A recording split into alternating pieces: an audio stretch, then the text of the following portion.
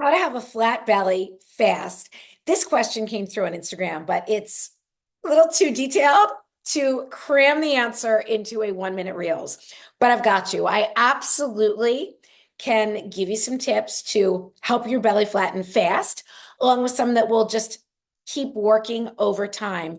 And I am speaking from experience. I have struggled with bloating with all kinds of things over the years. And now I live with a flat belly 99, probably 99.5% of the time. And just to show you, it's a Friday. I had just had a big breakfast. These are my post breakfast abs, pretty fit, pretty tight. I have a big bowl of 5 eggs. So what I'm sharing does indeed work. And so what I'm going to take you through my top 5 tips for a flat belly. I'm going to share a little bonus tip, a 6th tip that I haven't shared in ages that I kind of forgot about. It's a thing I just do every single day. That's so easy.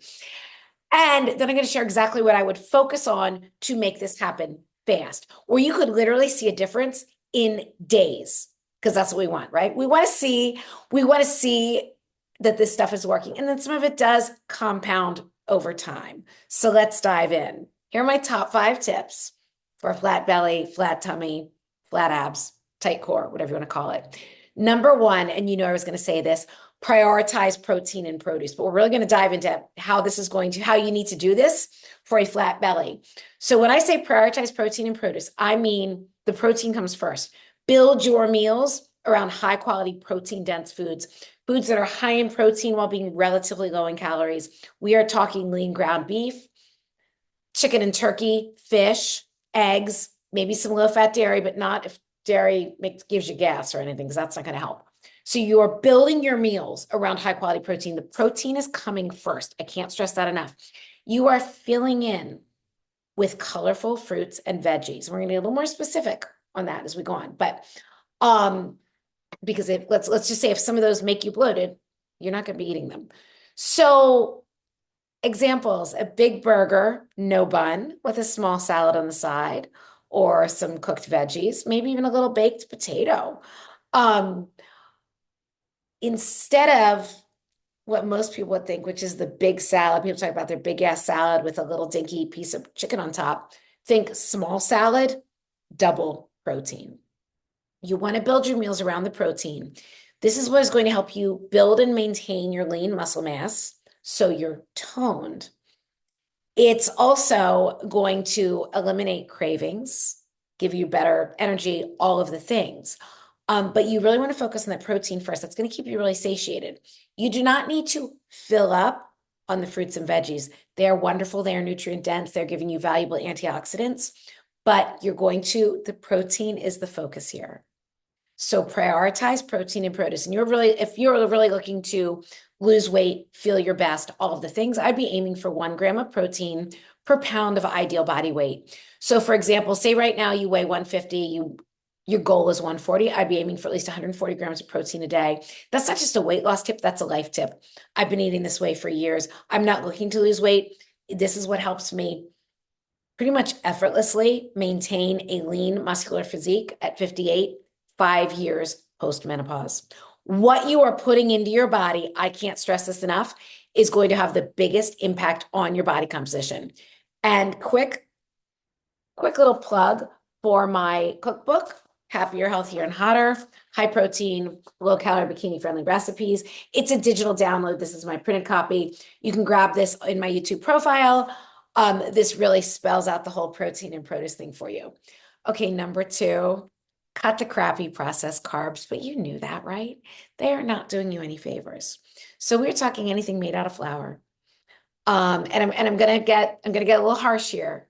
We're gonna get rid of some things that you might have been told you think are healthy. And I'm not saying they're bad foods, but they're not helping your tummy.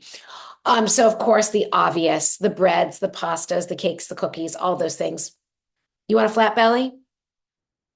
Don't eat them. It's really that simple. I don't eat that crap. I don't eat that crap. If you eat dough, you're going to look like dough. Now, if you want some of the baked treats, I've got you. There are recipes in my cookbook. 50-calorie brownies are all made with real food ingredients. There's no flour in there. Better peanut butter cookies, 75 calories, 8 grams of protein. Yes, please. Again, there's no flour.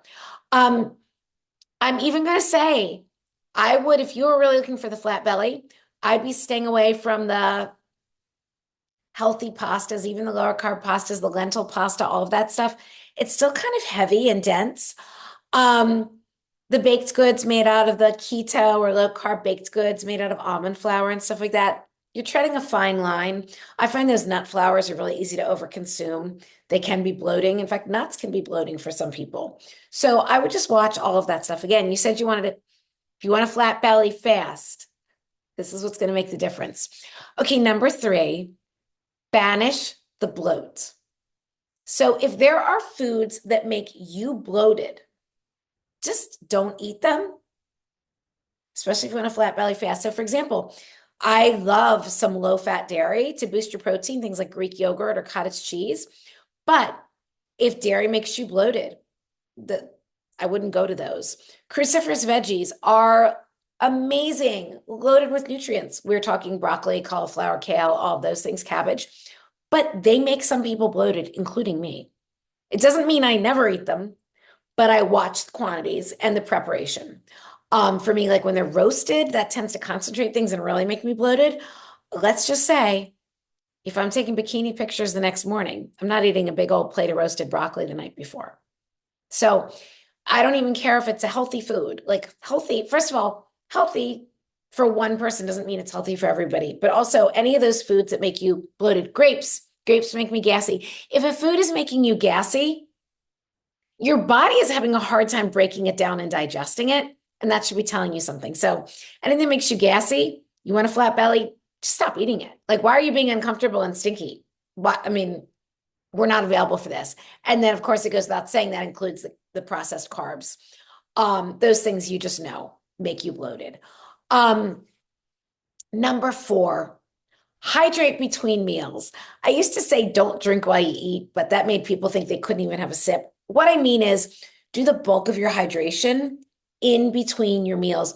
This is so much better for your digestion, which then when you're digesting your food well, that helps with the bloating. That gives you a flat tummy. So hydrate in between meals. Yes, you absolutely can have, as I reach for my coffee, a sip of water or maybe that lovely glass of wine that you're enjoying with a nice meal out. But you want to really be hydrating in between meals. Like drink water when you wake up, drink water in between meals. I even drink a little water before I go to bed if I'm at all thirsty. So just don't do it with your, try to avoid consuming a lot of fluids with your meal because, and that immediately does make you bloated, but it's also really affecting your digestion. Number 5, and this isn't a quick fix, but it's a lasting fix. Planks are better than spanks. Holding a plank and getting into that push-up position and simply holding it is such an amazing body weight move that works your entire core. It also works your shoulders, your arms, your back, your quads, everything. But it's amazing for your core. It's like built-in shapewear. The front plank, the forearm or elbow plank, that is working your frontal abdominal muscles. And then doing a side plank they're definitely more challenging. That's going to work your obliques, giving you those nice lines. So I really recommend doing all 3 kinds of planks. And again, you're not going to maybe see a visible difference right away, but you're going to feel a difference in yourself. It's going to improve your body confidence. You're going to find yourself carrying yourself differently. So all of these things work together. Okay, the Jedi mind trick, and then I'm going to bonus Jedi tip, whatever. Magnesium. Take magnesium before bed. I never make blanket recommendations about supplements. It's such an individual thing, but magnesium is essential to over 600 functions in the human body. And while it's a mineral, it's one that is not stable in our body. Our body doesn't store it. So we store most minerals, things like iron, calcium, and too much of them could actually build up. With magnesium, our body isn't equipped to store it. It's just not very stable in our bodies. So we do need to be replenishing it. And if we would accidentally take too much, your body's just going to get rid of it. just like vitamin C. But magnesium helps keep you regular. Specifically, magnesium citrate is the one that does that the most. So I take this blend of magnesium by Life Extension. It's really inexpensive. It's a blend of 3 different kinds of magnesium. Let's just say I would never travel without this. Like I take this every night before bed. I would never think of traveling without magnesium because, we all get a little stopped up when we travel because it's a different routine. You're in a different place. I mean, we sure as hell don't want to be bloated when we're on vacation, especially in a warm place wearing a bikini. So this is really going to help. Okay, so if I wanted really flat abs fast, if I want to see a difference fast, I would absolutely do the magnesium thing because you might just be constipated. I would really jump on the prioritize protein bandwagon.